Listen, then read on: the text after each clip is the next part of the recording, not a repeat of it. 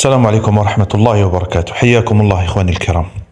هذا فصل آخر من فصول المكيدة والمخططات التي يقوم بها أهل الفساد وعلى رأسهم جماعة رشاد الإرهابية. هذه المرة يخرج علينا العربي زيطوط يتكلم في قضية مظاهرات أو إضراب تلاميذ الثانويات، ويتكلم حول تعنيف هؤلاء التلاميذ. تكلم هو وتكلم غيره، أوهم الناس بأن الشرطة استعملت العنف ضد هؤلاء التلاميذ. من جهة على كل حال يقولون بأن هؤلاء التلاميذ لهم مطالب وكذا، يحطوهم في موضع العقلاء الذين يفهمون كل شيء في هذه المسائل، إلى درجة أنهم صاروا يطالبون الدولة بتحسين وضعيتهم في الثانويات. ولكن عندما تكلموا عن العنف وعن التعامل مع هؤلاء التلاميذ فجأة تذكروا بأن هؤلاء أطفال صغار ولا ينبغي أن يتعامل معهم بهذه الطريقة، وهي واحدة من مضحكاتهم. وهذا التناقض شيء يعني متجذر فيهم، والله المستعان. لنستمع إلى العربي زيطوط. هذا غير مقبول، لأن هذا العنف سيدفع هؤلاء الشباب إلى مزيد من الجذرية والراديكالية وربما ممارسة العنف المضاد.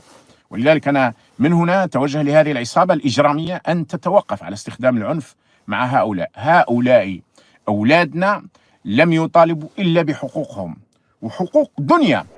أنا في الحقيقة بحثت فلم أجد شيئا من هذا، يعني ما كان حتى شيء يثبت أن الدولة أو الشرطة استعملت العنف، بل العكس، الكل أشاد بالطريقة السليمة والعقلانية التي استعملت في هذه الواقعة. لو كان الأمر في دولة أخرى، دولة أوروبية، لا سيما دولة فرنسا هؤلاء، لرأيت الإشادة العظيمة بطريقة التعامل. دائما يذكرون هذه النقطة، وهي التعامل مع المتظاهرين. لو فرضنا أن هذه المظاهرات أو هذه الاحتجاجات وقعت في فرنسا، يعني تلاميذ الثانويات خرجوا في مظاهرات وكذا، والدولة الفرنسية تعاملت مع هؤلاء التلاميذ بكل سلمية ولم تعترض على احتجاجاتهم ولم تعاقبهم بشيء. لو كان راكم شفتوا هؤلاء يخرجوا في عشرات المقاطع. انظروا إلى أصحاب الحضارة كيف يتعاملون، بخلاف العصابة والدولة الظالمة والدكتاتور وكذا وكذا. طيب، أنا أفاجئ السامع الآن بأن فرنسا وقع فيها ما وقع في الجزائر هذه الأيام. نفس القصة وقعت، وهي أن طلاب المدارس الثانوية خرجوا في احتجاجات في فرنسا. نشوفوا، خلونا نضربوا إطلالة خفيفة على ما وقع هنالك قبل 6 سنوات، بعدها نتكلم مع هؤلاء. ابتداء نشوفوا كيف بدأت الاحتجاجات. مجموعة كبيرة من طلاب المدارس الثانوية تجمعوا هنا في هذه التظاهرة من أجل التنديد بما اسموه الإصلاحات الجائرة لنظام التعليم التي تنوي حكومة إدوارد فيليب تنفيذها، خاصة بما يتعلق بالبكالوريا وكذلك الدراسات العليا والصفوف المنتهية. هذه المسيرة تتجه الآن باتجاه وزارة التربية. سيكون هنالك تظاهر ووقفة أمام هذه الوزارة. ابتداء نشوف الاحتجاجات هادئة، والطلبة بدأوا المسيرة تاعهم بشكل هادئ ولا واحد اعترض عليه. لكن بعد ذلك هل بقي الأمر مثل ما رأيناه في المقطع السابق؟ لننظر الآن.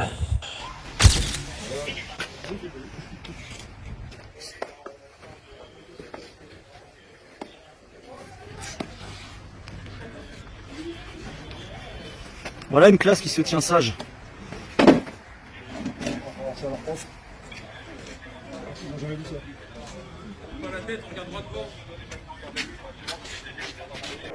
سبحان الله العظيم، هذول هم قاعدين على ركبهم الآن، هم طلبة صغار، طلبة ثانويات. اللي ما يعرفش خلفيات الواقعة يقول بلي هادو إما عصابات المخدرات أو قتلة أو إرهاب وكذا. تخيلوا لو وقع هذا في بلاد أخرى، لا سيما في الجزائر. تقولوا ربما هذا المقطع مشبوه. طيب، لننظر تقرير من قناة فرنسية حول هذا الذي وقع. هذه الصور التي تناقلتها وسائل التواصل الاجتماعي أثارت موجة استنكار عارمة في فرنسا.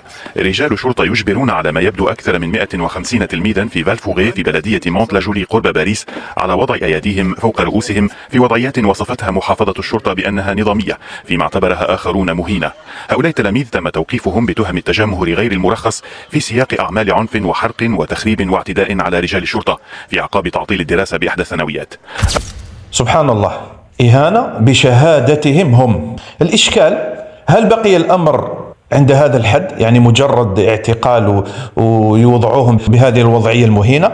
لا، نشوفوا الآن كيف تعاملوا مع مظاهرات الطلبة الصغار. اندلعت اشتباكات بين قوات الأمن الفرنسية ومجموعات من شباب طلاب المدارس الثانوية والجامعات الذين خرجوا للاحتجاج على مشروع إصلاح قانون العمل. الأمن الفرنسي الذي أطلق القنابل المسيلة للدموع لتفريق المحتجين قال إنه احتجز 130 شخصا على هامش المظاهرة للتحقق من هوياتهم. المواجهات الجديدة تأتي في إطار احتجاجات شعبية ضد القانون الذي الله المستعان. هل شفتوا الآن الضرب والتعنيف الحقيقي، التعنيف على أصوله؟ والأعجب من هذا كله أنه يخرج، ودائما تخيلوا لو وقع هذا في الجزائر، أنه يخرج وزير التربية، يا إخواني مش وزير العدل، وزير التربية، في الوقت اللي كان عليه أنه يدافع على الطلبة راح دافع على الدولة ودافع عن تلك الطريقة التي استعملت ضد الطلبة. لنستمع إلى وزير التربية وتأملوا في كلامه. حين شاهدت هذه الصور شعرت بالصدمة. هذا أمر سيء طبعا، وسنتابع التطورات المحتملة لهذه القضية، لكن في ظل هذه الأوضاع التي تتعرض فيها قوى الأمن لضغط شديد في جميع أرجاء البلاد وإلى أخطار هائلة في مواجهة أشخاص يستخدمون عنفا كبيرا، علينا أن نضع الأمور في سياقها العام. أكثر من 100. سبحان الله العظيم، كيف لو وقع هذا عندنا؟ يعني متفقين هما كلهم أنه يحافظوا على أمن بلدهم بشتى الطرق، حتى بتعنيف الطلبة. وزير التربية يقول لكم أنه مثل هذا الوضع لا يلام الشرطي، ما دام هادو الطلبة استعملوا العنف وخرجوا بطريقة غير مرخصة كما سبق وذكر في التقرير السابق. يعني إذا الحق الأمر إلى هذه الانزلاقات، العنف يستعمل ضد هؤلاء. ومع ذلك نقول الحمد لله أن هذا لم يحدث في الجزائر. الطلبة خرجوا داروا مظاهرات وغلقوا الطرق وتعدوا حتى على الأساتذة وكذا، وما شفنا حتى شيء، ما شفنا لا تدخل الشرطة ولا تعنيف ولا شيء. ما وقع في الجزائر هو العكس، أنه تلاميذ صغار هم اللي اعتدوا على الشرطة عندنا.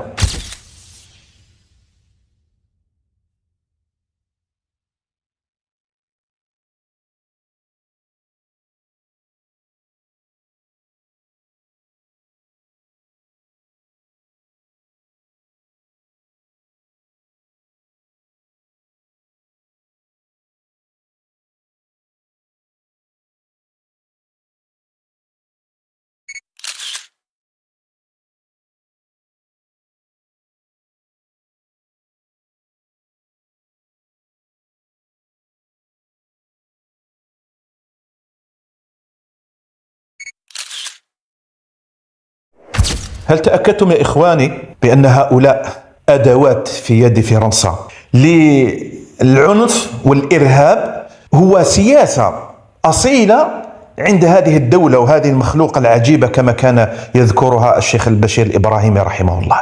طيب هل تأكدتم الآن يا إخواني بأن هؤلاء لا يحبون الخير لبلادهم؟ أنت حتى وعندك خصومة مع دولتك، لكن لما تكون حاجة مليحة، لما تكون حسنة واضحة ظاهرة، اذكرها وكن منصفا. يعني لما ما عندكم ما لقيتوا حتى مقطع يثبت التعنيف، رحتوا توصيوا وتهدوا كذا، وبعضهم شفتهم يؤكدون أنه وقع التعنيف، وهذا كذب.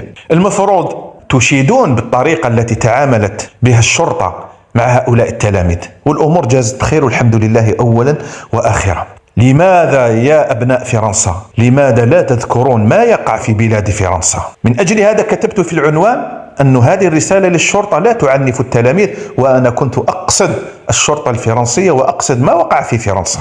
علاش ما تتكلموش على أمكم فرنسا؟ هذا الإصرار في كل مرة يؤكد للعقلاء بأنكم أدوات تلعب بكم فرنسا، وسهام توجهها هذه الدولة اللعينة للجزائر الحبيبة. والله المستعان، والسلام عليكم ورحمة الله.